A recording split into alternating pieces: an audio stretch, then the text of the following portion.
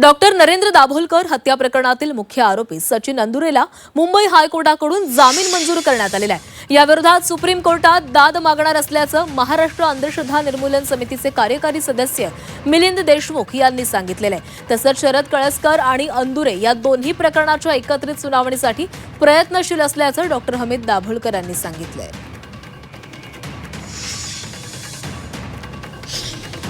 Doctor Narendra दाभोळकरांच्या खून खटल्यातील आरोपी सचिन अंदुरे प्रमुख आरोपी याला जामीन मंजूर झालेला आहे। तर त्याच्याविषयीचं पूर्ण निकालपत्र अजून आमच्या हातामध्ये आलेलं नाही आहे। त्या निकालपत्राचा आम्ही अभ्यास करू आणि त्याच्या विरोधामध्ये सर्वोच्च न्यायालयामध्ये आम्ही दाद मागू।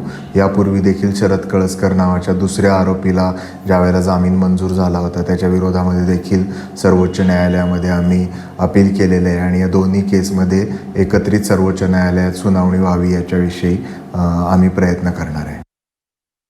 खरं तर म्हणजे पुण्यामध्ये जेव्हा हा खटला चालू होता 5 आरोपी होते आणि 2 जणांना जन्मठेप झाली आणि 3 जणांना सबळ पुराव्याअभावी सोडलं होतं। त्याच वेळेला आम्ही हायकोर्टामध्ये गेलो होतो आणि हायकोर्टामध्ये ती केस चालू होती। आता हायकोर्टामध्ये कळसकरला एप्रिलमध्ये जेव्हा जामीन मिळाला त्याच वेळेला आपण सुप्रीम कोर्टामध्ये गेलेलो आहोत आणि आता अंदुरेला जो जामीन मिळालेला आहे त्याच्या निकालपत्राचा जरा अभ्यास करून पुन्हा आपण सुप्रीम कोर्टात ही लढाई लढणार आहोत।